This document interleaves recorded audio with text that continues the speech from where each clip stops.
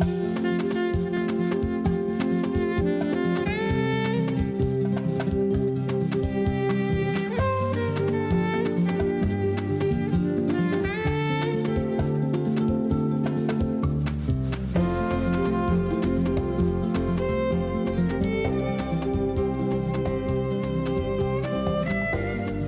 tal? ¿Cómo le va? Muy buenas noches.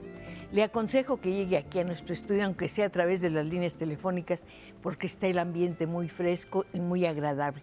Se va a encontrar muy cómodo mientras conversamos con una mujer a la que aprecio y respeto mucho como profesional. Es una escritora que maneja una muy rica gama de géneros. Es cuentista, es ensayista, es novelista, es poeta, es traductora. Quiero decirles que está con nosotros Aline Peterson. Fíjese que yo la veo muy poco. Bueno, mejor dicho, la veía muy poco. Nos encontramos por ahí de vez en cuando en alguna calle, en alguna avenida, pero en las últimas fechas la veo todos los días y a todas horas. Y me da mucho gusto ver su sonrisa, sus ojos, y que abajo dice celebración por los 80 años de Aline Peterson el 7 de junio. Entonces me quedo viendo y pensaba, ¿qué le iré a preguntar a Aline? Pues le tengo que preguntar sobre uno de los temas que ella domina con más gracia, con más inteligencia y discreción, como siempre, el paso del tiempo. Aline, bienvenida, te felicito de todo corazón. Ay, Cristina, me conmueven tus palabras y me conmueven muchísimo. Sí sabes que no es la mejor época que uno tiene en la vida, pero tus palabras me hacen levitar. Todas las épocas son buenas mientras estemos con vida. Es muy cierto, es muy cierto. Y mientras estemos haciendo lo que queremos, y en tu caso ha sido maravillosa tu carrera. El tiempo para ti, ¿qué es ahora? ¿Cómo lo ves? Pues mira, el tiempo para mí ha sido como para todos. Empecemos, nuestro antiguo amigo San Agustín, no se entiende nada cuando lo quieres situar. El tiempo se me extiende por dentro y se me abrevia. No me refiero a la vida, me refiero al día, a las horas.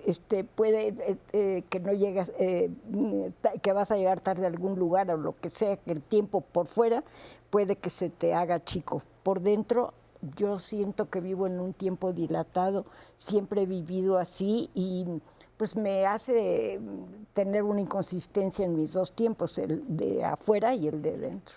Pero vivo bien. Has pasado tu vida haciendo algo maravilloso, escribiendo, es decir, saliendo de ti para llegar a otro. Tienes toda la razón.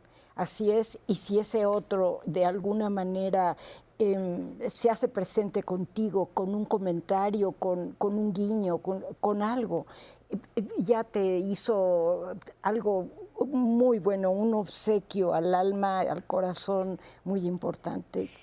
Hay que decir que Aline también es maestra, ha sido maestra de primaria, ha trabajado en la SOGEM como maestra también. Y yo pienso que sus alumnos, que han formado ya generaciones, deberían acercarse a la línea telefónica, marcar nuestro número y decirle: maestra Peterson, nos da muchísimo gusto ver que ha llegado a gloriosos 80 años de su vida. Pues mira, yo te voy a decir, sí es cierto que escribir, yo empecé a escribir, digamos, relatos desde niña, siempre me gustó leer, escribir, y es una cosa, pero el contacto con los alumnos, hayan sido esos niños jóvenes o adultos maduros, siempre yo creo que el maestro sale más enriquecido que el propio alumno. Es este contacto mutuo, pero el alumno está en realidad en la mejor disposición de recibir este pequeño conocimiento que tú le puedas dar, que son momentos muy enriquecedores. Los artistas, y de una manera muy especial, creo yo, los escritores, codician el tiempo, lo cuidan mucho. Y quien es maestro, lo da. Es un acto de generosidad extraordinario.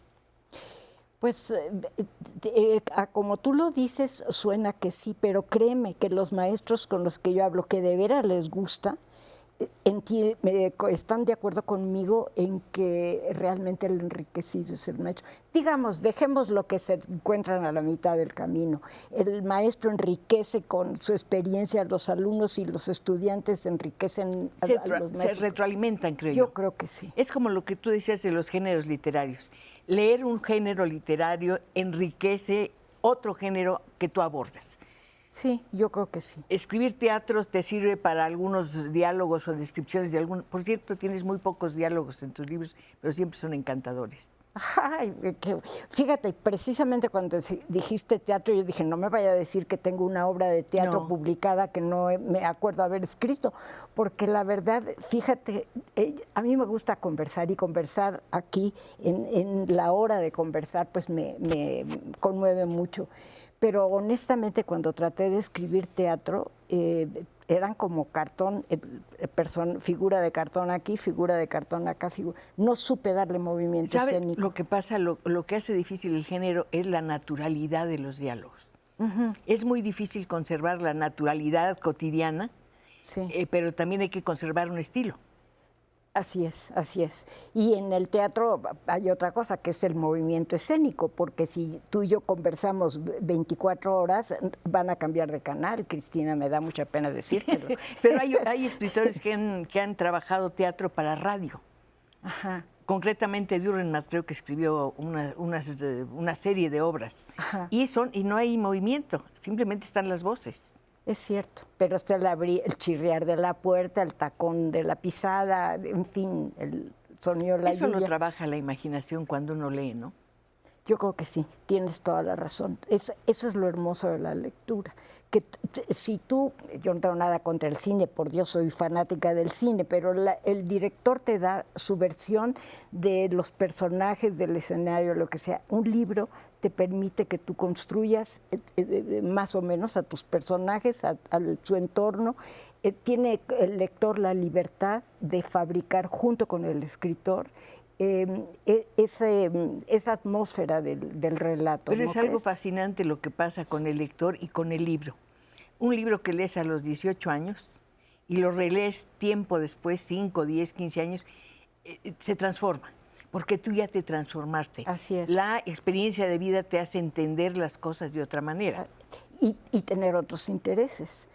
Y si tú subrayas los libros, yo los que me interesan los subrayo y los releo, me pregunto muchas veces por qué subrayé esto, en qué estaba yo que me fue importante subrayarlo.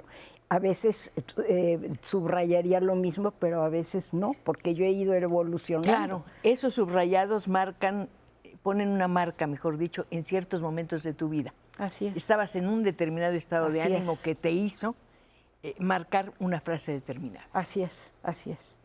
A veces es, perdón. No, adelante. No, tú eres la invitada, por favor. No, pero por favor, es una conversación. No, claro que sí. Te hablas mucho del tiempo en tus libros. Ajá. El tiempo que se va. Sí. El tiempo que te dice siempre que ya es demasiado tarde. Pero tú usas una frase muy bonita que es la imprescindible caligrafía del tiempo. Hablas de la imprescindible caligrafía del tiempo. Pues bueno, porque la caligrafía era algo, sobre todo en los tiempos de nuestros abuelos, bisabuelos, que se aprendía con mucho cuidado, ¿no? Y era una forma suave de ir tú constatando a través de lo que escribías en este movimiento de tu mano, ese suave y continuo movimiento del tiempo, ¿no? Creo yo. El implacable fluir. No importa que falte alguien a quien tú amas profundamente o que no puedas hacer algo, el tiempo es completamente indiferente. Así es. No hay manera ni de detenerlo. Bueno, tú en la memoria lo detienes de alguna manera. Momentos señalados de tu vida, para bien o para mal, ¿no? ¿El escritor usa más la memoria que otro tipo de personas? No te lo sabría decir. ¿La experiencia personal enriquece o de ahí salen tus textos, aunque no sean autobiográficos? Yo pienso, Cristina, que de alguna manera, no yo, la mayoría de los escritores apelan a la autobiografía, no en que directamente les suceda o les hayan sucedido lo que están relatando, pero porque lo presenciaron, porque les conmovió, por muchísimas razones, porque lo vivieron, en fin, de todo está hecho esta como memoria, como una especie de arcón lleno de cajoncitos, y de ahí va extrayendo el escritor sus historias. Cuando las necesita. Exactamente. Y de pronto también en el momento de escribir surgen los olvidos. De pronto te llega algo que habías olvidado completamente y que se despierta por una frase. Absolutamente, claro que sí. Desde luego que sí. Y que te lleva a ver lo que no habías visto en tu propia escritura, en el pasaje que estás escribiendo, que a lo mejor modificas por este recuerdo que de pronto aparece, ¿no? Aline Peterson está por cumplir o está cumpliendo 80 años, la estamos festejando, la estamos celebrando. Y me parece muy importante contar con la presencia de todos ustedes que seguramente se han deleitado con sus cuentos infantiles, con esta novela muy especial, por cierto, de la que vamos a hablar dentro de un momentito, que se llama Deseo, porque hay una cosa importante que señalar. Yo creo que el género del erotismo es el más difícil de todos en la literatura, pienso yo. Yo creo Porque que corres sí. muchos riesgos y el lenguaje es limitado y las situaciones también pueden ser limitadas, pero tú lo resolviste de una manera maravillosa, haciendo un mosaico de personajes que van desde la niña hasta la persona adulta y desde el nacimiento del deseo hasta la carnalidad absoluta. Pues bueno, sí, para mí fue un reto. En realidad fue un libro, no sé, porque en este momento no te podría decir qué me hizo pensar en hacer este desarrollo del erotismo desde la niña pequeña hasta la vieja que muere. Quise ir viendo, asomándome a las distintas etapas del erotismo, y sí representó un reto para mí, porque yo no quería caer en la pornografía, no quería yo irme quería yo decir las formas de la mejor manera posible, que tuviera un interés, llamémosle, en la historia que se está narrando, pero al mismo tiempo no quería yo provocar ¿cómo decir?, el escándalo. No me interesaba analizar en profundidad un sentimiento importantísimo. Es importantísimo y además la escritura es impecable. Se ajusta perfectamente a las situaciones y nunca pierdes el piso. Pues, y Cristina, la verdad es que no haces tremendismo, digamos, no es excesivo. Las cosas suceden con una naturalidad absoluta como suceden en la vida real, ¿no? Pues y aquí lo que sucede es que creo que vamos a tener un corte. Sí, vamos a tenerlo, ya lo sabía, lo estaba presintiendo, pero lo que presiento es que ya están llegando las voces de ustedes que significan su muy valiosa presencia. Muchas gracias.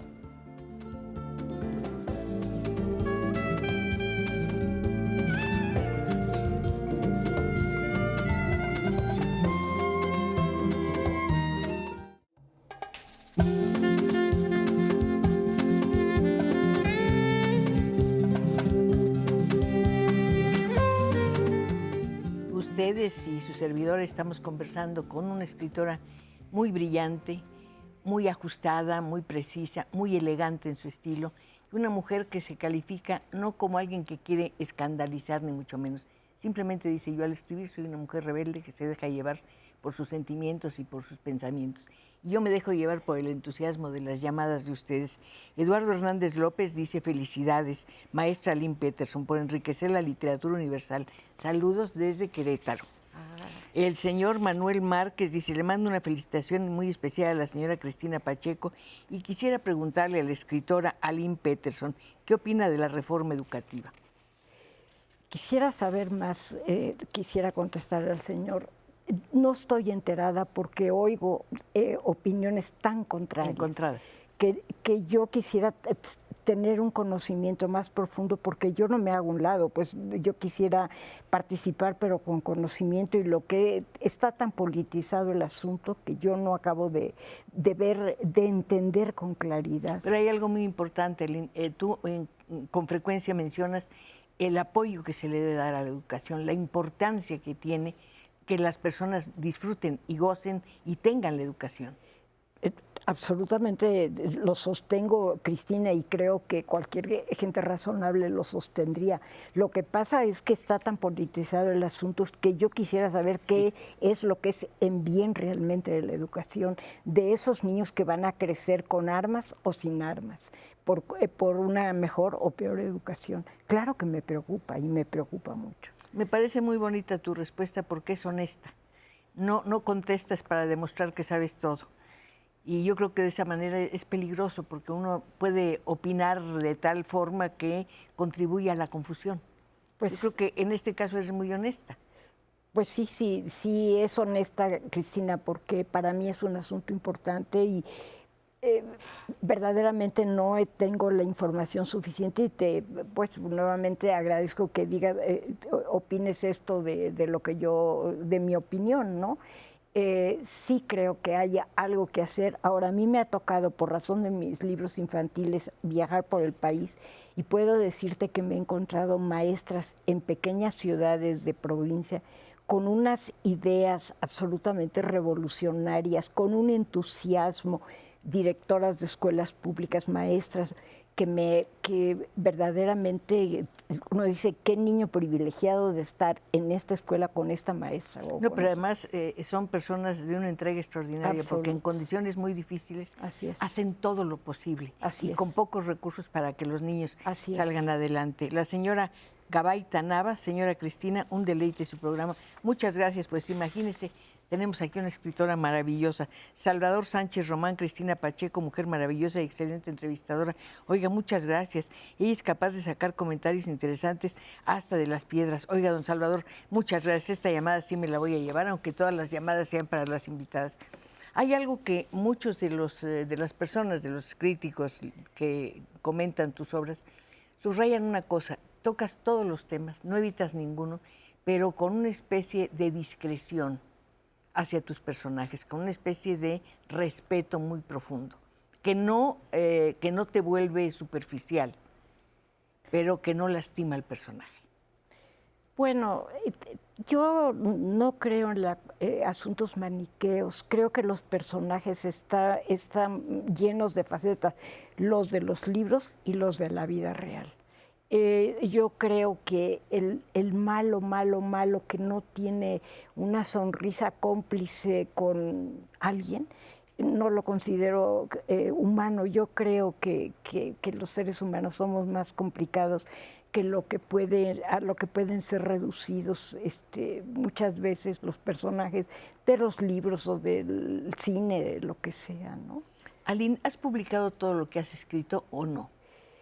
Mira, te voy a decir, tengo un libro de ensayos en cierta forma de situaciones que directamente me han atañido en la vida, que está ahorita pendiente de editor, y otro libro de memorias que se llama Selva Oscura, recordando a Dante en la mitad de la vida. No es la mitad de mi vida, pero sí, la Selva Oscura sí está, que también son ensayos pues sobre el tiempo de vida que me tocó vivir en este siglo XX que terminó y XXI que está en donde está. Mujer de 2 siglos, qué afortunada que has visto la evolución de la condición femenina. Yo quiero volver un poco a este libro porque es muy importante. Se trata de 21 episodios en donde no solamente planteas ese despertar o ese desarrollo de la sexualidad, sino que hablas de la condición de las mujeres.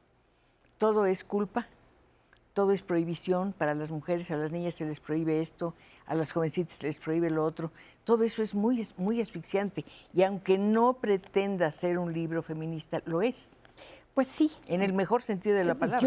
Yo puedo creer que sí. Yo creo que las mujeres no tenemos por fuerza que salir con una bandera todos los días a marchar, pero francamente tenemos que defendernos a nosotros mismos y a nuestros congéneres mujeres.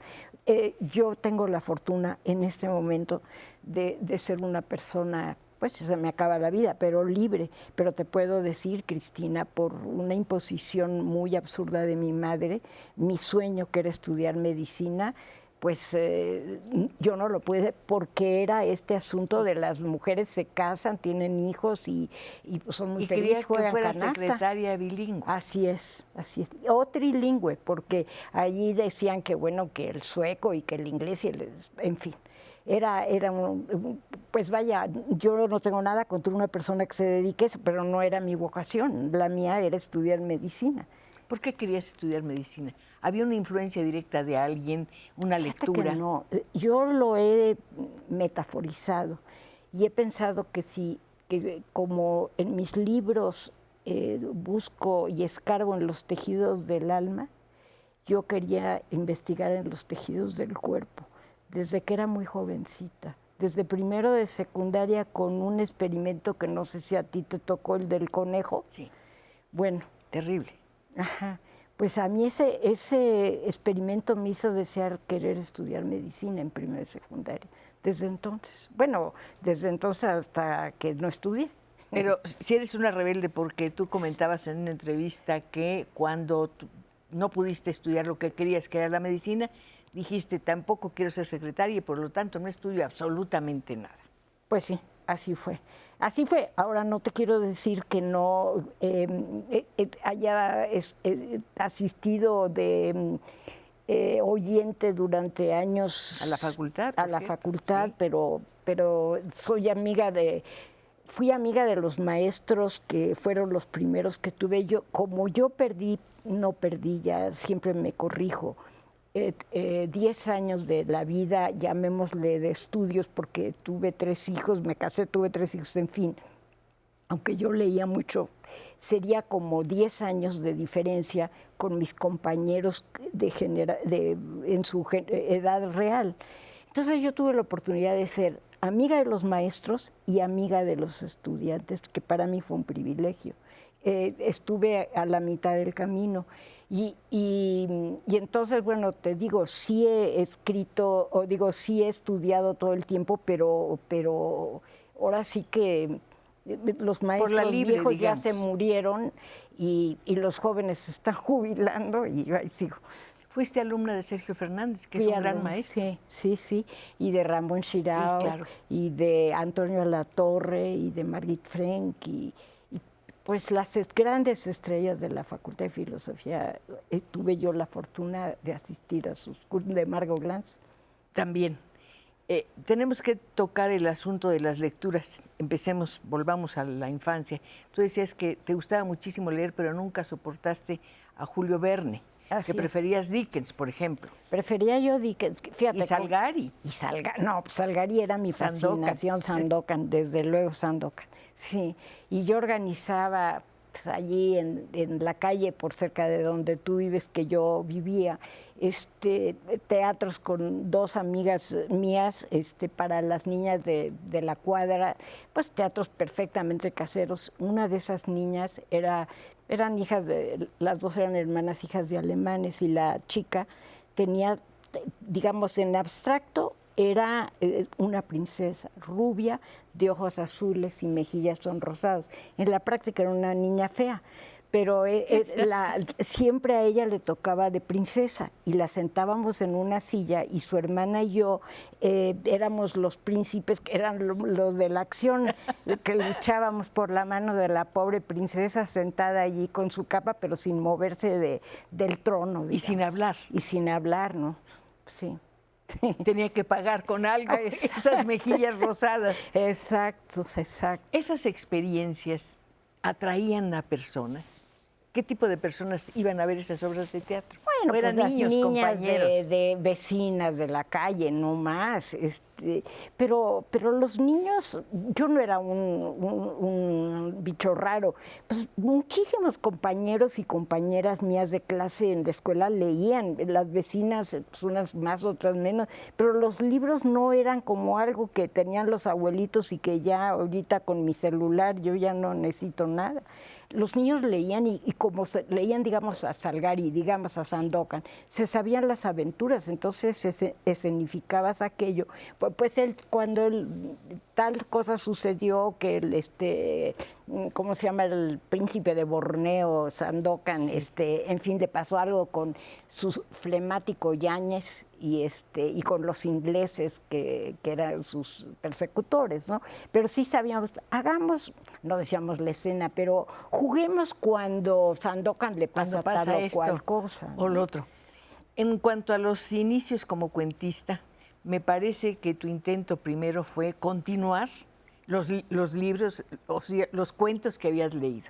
Terminabas un cuento y yo creo que querías seguir con la historia, creo. Sí, claro que sí, así fue efectivamente. Y, pues es que los libros te metían en este atmósfera, en este mundo de los personajes, y no te querías salir. Ya estabas caminando con Dickens en las calles de Londres, pues ahí te querías quedar, aunque lloviera mucho. Con los niños, sí, terriblemente. Sí. Sí, son historias, bueno, si no fuera por Dickens no sabríamos cómo era la infancia de los niños en el siglo XIX. Así es. Es el retrato más escalofriante de cuanto puede haber. Así es. Explotación, brutalidad, ignorancia muy grande. ¿Cómo no? Y abandono, por supuesto.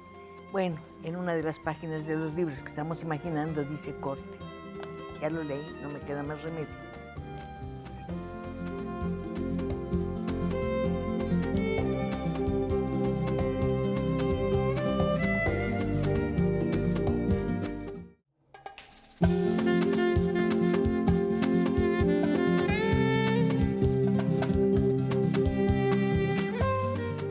Seguimos conversando con nuestra maravillosa invitada, Aline Peterson.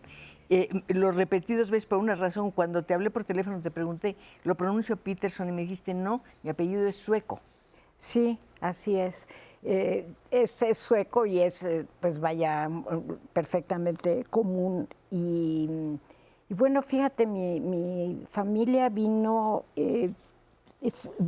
y se fueron de Suecia durante varias generaciones, desde los años 80 del siglo XIX hasta el siglo, principios 20, 30 del siglo XX, y pues unos vinieron y se establecieron. Yo tengo familia, no primos hermanos, primos segundos, en Orizaba. La familia Peterson llegó más o menos al mismo tiempo que la familia Pitol, y yo con Sergio recordaba él a sus tíos que se conocían las familias en Córdoba, en Puebla, en esos rumbos, ¿no? Y bueno, pues ya eso es la... ¿Cómo fue la relación con tu padre, Aline? Pues él fue el que me surtía de los libros, desde, no sé si, sí, primero eran unos cuadernitos. Mi papá trabajaba en la Ericsson, que después fue Telmex, y eso, ¿no? Sí.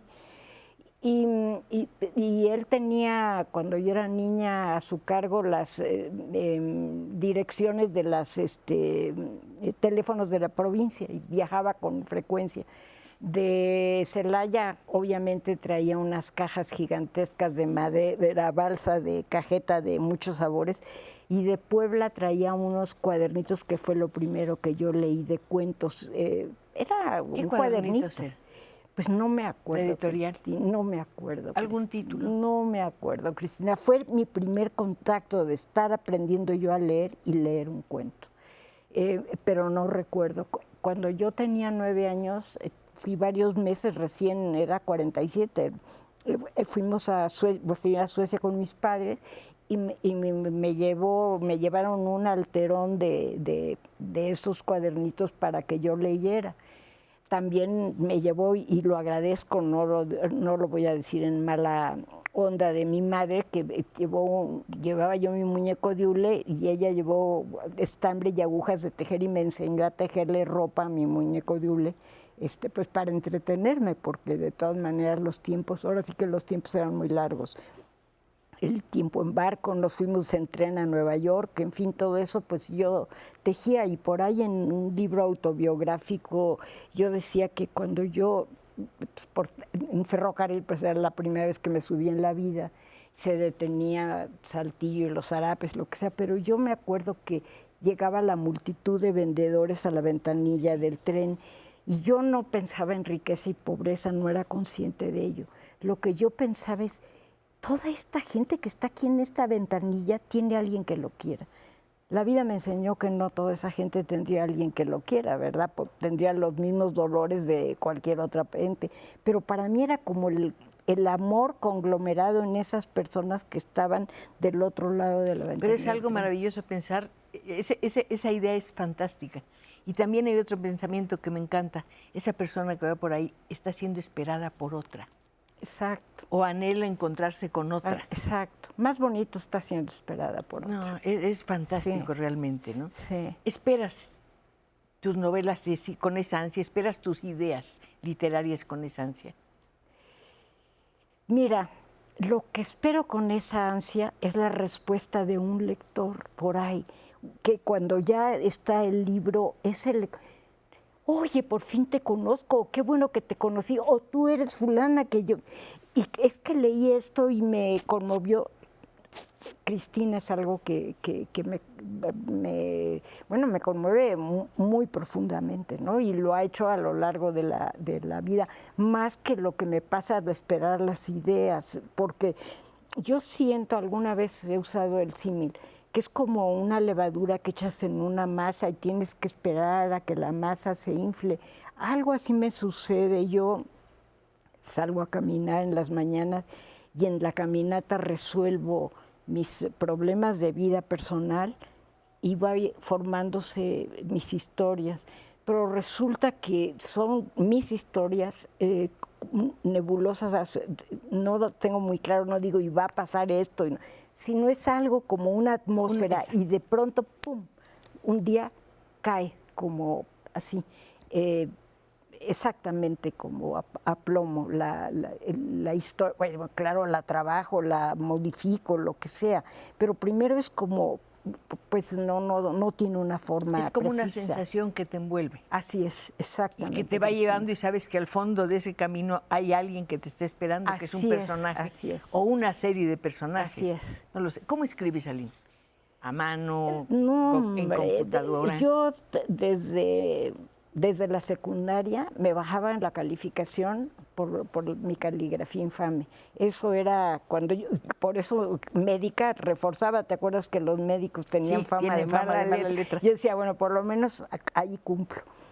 Y después, escribí, sí, la poesía la escribo en cuaderno, porque necesito esta proximidad y tachar más inmediato, ¿no? Lo otro lo escribía yo en máquina mecánica, máquina eléctrica, computadora. Y ahí si hay más, pues yo ahí me quedé. ¿Y el lápiz? El lápiz, que es como un objeto mi letra mágico es fea, sí es. Pero, y además, muchas veces, por ejemplo, yo los tengo, guardo los cuadernos de Josefina Vicens y muchos muy de amiga, ellos, ¿no? Sí, muchos de ellos, o algunos, son 5, están escritos al lápiz hace muchos años y está impecable el lápiz, la escritura, sí. No se ha borrado, no se ha espolvoreado el plomo, nada, está perfecto. Hay 2 personas, creo yo, que tuvieron una influencia muy positiva para ti. Y son 2 personas muy queridas y admiradas, Juan Rulfo y Salvador Elizondo. Sí, a los 2 los quise mucho y los 2 me demostraron un enorme afecto. No puedo tener más que gratitud para con su trato y ahora para con su memoria. Ellos apoyaron mucho tu primera novela, Círculos. Así es. Y Juan Rulfo, por ejemplo, cuando yo estaba en el Centro Mexicano de Escritores, me invitó a apoyarme para la beca de escritores en Iowa. Sí. Sin embargo, entonces era un año, mis niños eran chicos y yo le dije que no, pues no podía.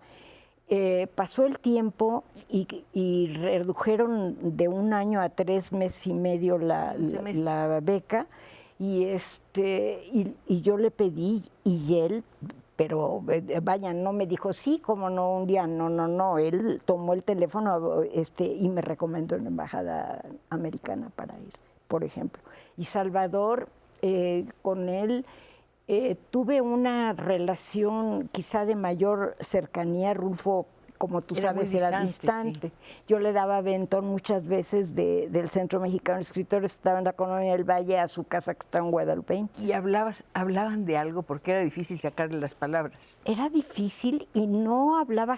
Sí, él me habló de Andreyev y algunos otros escritores en esos aventones, pero más bien hablaba de otras cosas, no directamente relacionadas con los libros. Claro, estaba después de una sesión de becarios, pues a lo mejor lo que quería era, no sé, hablar de una película de vaqueros. No es cierto, nunca habló de una película de vaqueros, pero digo, vaya, uno no solo tiene una idea fija en la cabeza, No ¿no? necesitas salirte de eso, tú también lo comentabas en otra entrevista.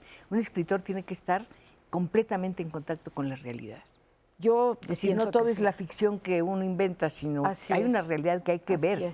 Así es. Bueno, con Salvador, Salvador yo empecé a tomar un curso que él daba en la escuela de verano, en este largo estar mío en la UNAM. Y en algún momento me habían grabado para Radio Universidad un cuento, mi primer cuento que se llamaba Liu Xin, que era de una libélula. Y yo dejé sintonizado el coche, el programa pasaría a las 11 de la mañana, la clase de Salvador terminaba a esas horas, y yo salí por piernas al cuarto para las 11 para escucharme en el radio. Y Salvador preguntó que por qué me fui. Entonces yo le dijeron, él me pidió ver el cuento y fue muy elogioso. Y entonces me dijo, bueno, ¿y cómo? ¿De dónde surgió? Y le conté la historia y me dijo, me quedo con el cuento. ¿De dónde surgió la historia? Pues iba yo con una amiga rumbo a Pátzcuaro y quedó atrapada esta libélula de mi lado, ella manejaba. ¿En el coche? En el coche. Y a mí los insectos voladores me dan... De lejos las mariposas me encantan, se me acercan y soy fóbica a un insecto volador. Entonces, mi amiga le daba asco y yo veía cómo la libélula se iba deshaciendo con pues, la velocidad del coche, ¿no? Nos tuvimos que detener, decirle a un niño pastorcito, ay, niño, por favor, no quieres, ha de haber dicho viejas, bueno, éramos jóvenes, pero estas locas que no puedan quitar esta libélula. Y yo allí descubrí que las libélulas parecen geishas, tienen carita blanca, blanca y ojitos rasgados. Yo no sé si sean ojos o no, pero lo que en un rostro humano serían ojos, hace cuenta que son como estas maquillaje blanco y estos ojitos, pero no como el de Anonymous, más amable, o no es que existía Anonymous entonces. Entonces yo más bien pues parecía como una geisha. Me parece muy interesante el ejercicio con la literatura infantil. Es, yo creo que otra de las pruebas máximas, el lenguaje que usas en un cuento para niños. Pues sí he sido muy cuidadosa, Cristina, porque yo he encontrado cuentos cuya historia es buena y que yo me doy cuenta que que los niños no tienen ese registro y que se pierden la historia. Yo siempre he sido de la opinión que si en un cuento, no sé cuántas páginas, un niño no entiende una, dos palabras, se lo preguntará a su mamá, si es más grande y se anima a buscar en un diccionario, ahora en todos los gadgets nuevos, sí, pues lo buscará. Pero si hay muchas palabras que no entiendes, abandonas el libro por razón natural. Quieres comprometerte, hace rato hablábamos no de cuento infantil, sino de las narraciones en general, te metes esos mundos, hablábamos de Dickens. Y si el lenguaje te pone una barrera, ya no la rompes, te vas a otra cosa. Hay literatura para niños y literatura para adultos. Hay una barrera tan marcada entre uno y otro. Hoy hay una barrera que dice corte.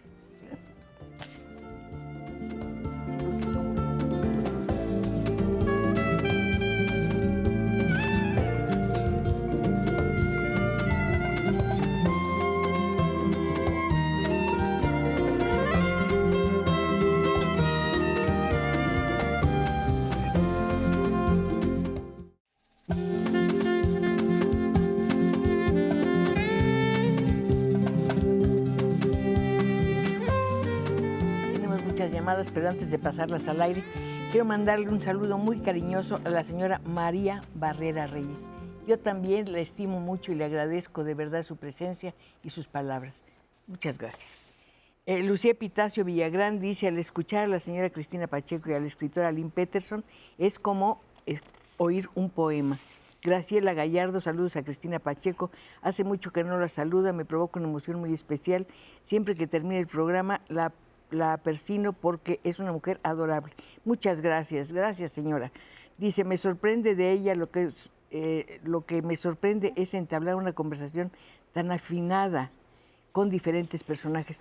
Pues es que todos, eso es lo maravilloso de este tipo de programas, bueno, por lo menos para mí, no sabe cuánto aprendo de escuchar a los invitados. Nos dan una visión distinta del mundo, una visión distinta de la realidad y nos hacen cambiar nuestras ideas. Estábamos hablando hace un momentito de la literatura infantil y abordábamos el tema de si realmente hay una diferencia en cuanto a escritura de un género a otro.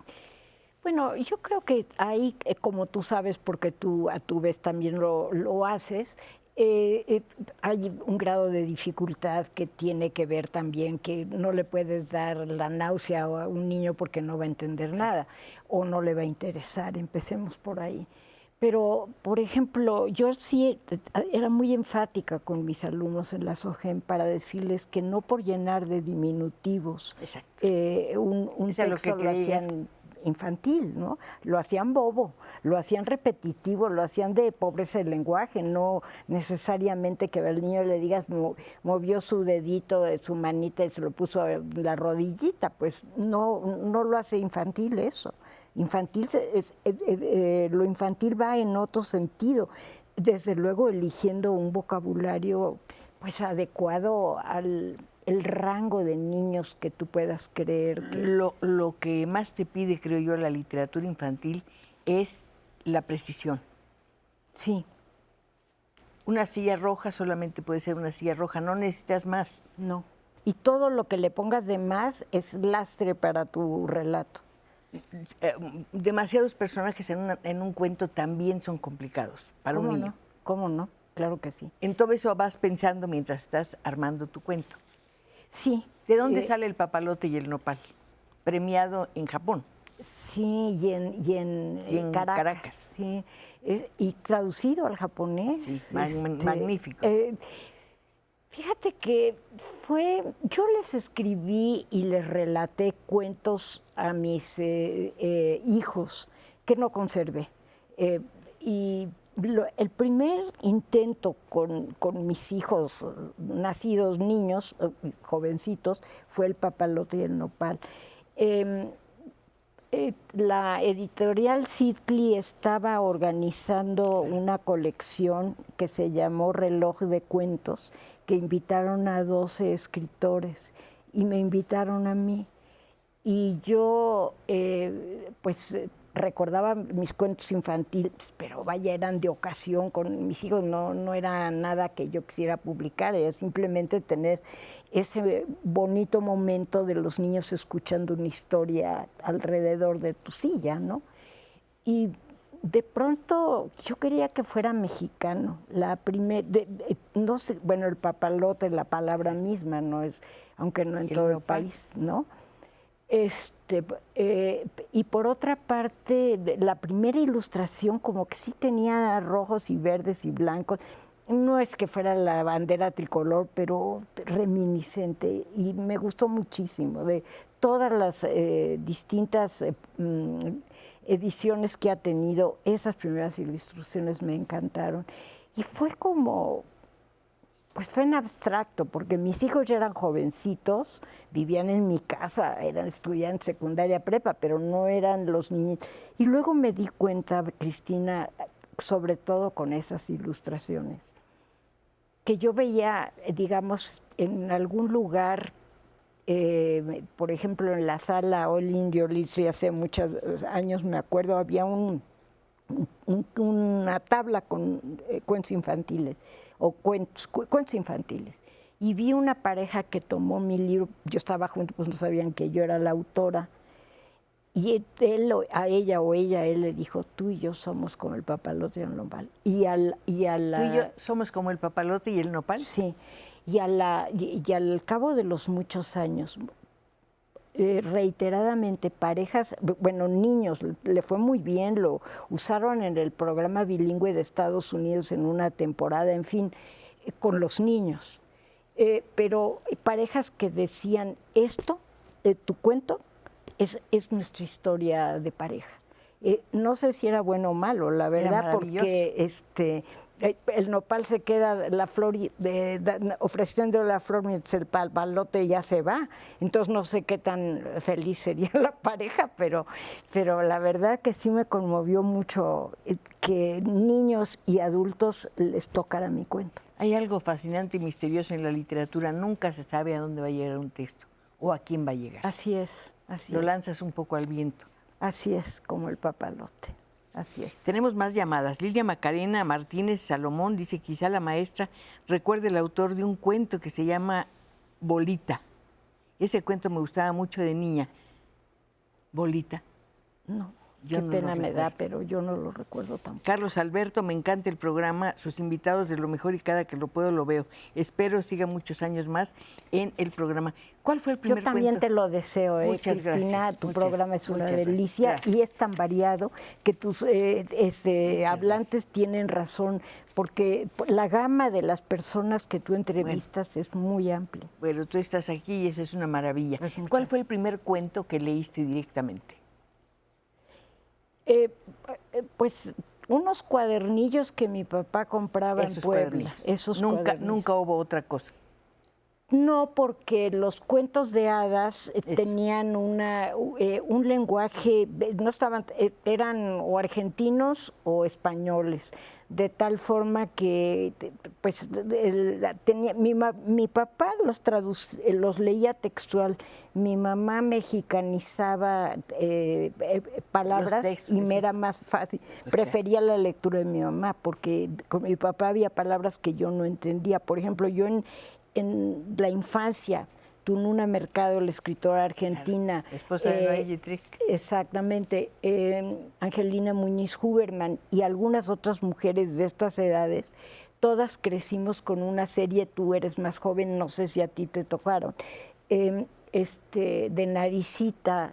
Era un escritor brasileño que fue político y se escribió como 25 libros para niños, donde yo a los 9 años conocí al Quijote por los personajes Naricita, su primo Perucho, la muñeca Emilia y ¡ay, qué bonitos personajes, Naricita! Y total, que yo nunca me enteré porque comían porotos y comían mandioca y no sé qué.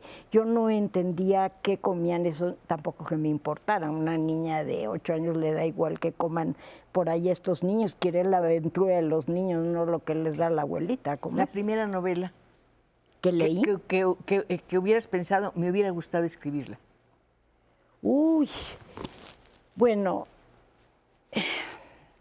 primero, yo de niña traté de copiar a Dickens, toda soberbia incluida, pero yo sí quería escribir cuentos como los de Dickens, como las historias de los niños de Dickens. Y luego, ya en serio, el libro que más profundamente, la obra que más profundamente me tocó fue la de Proust, En busca del tiempo perdido. Además hay reflejo en tu trabajo de la presencia de Proust. Es un escritor que para mí ha sido importante, vaya, de una riqueza, una cultura, sobreabundancia de escritura, pero a mí toca fibras muy empáticas. Esos pliegues del alma de los que tú hablas están ahí. Sí. Están ahí en Proust. La frivolidad, los celos, la avaricia, la sexualidad, el erotismo, todo está presente ahí. También hay un toque, pienso yo, una cercanía a T.S. Eliot. Pues menor, Cristina. Para mí en tu poesía, ¿no? Pues no de manera muy consciente, te soy honesta. No sé muy bien, yo pensaría que los autores clave en mi joven vida adulta fueron Proust y Virginia Woolf. ¿Qué más allá la has traducido? A Virginia Woolf. En fragmentos. En fragmentos, sí. Tu trabajo de traductora no lo podemos pasar por alto. ¿Qué es un traductor? Me quedan 30 segundos. Pues es alguien que se apropia de un lenguaje y lo quiere hacer suyo en el propio del escritor. Pound les sugería a un escritor que tradujera para afinar su lengua materna. No quitemos la traducción, la lengua materna.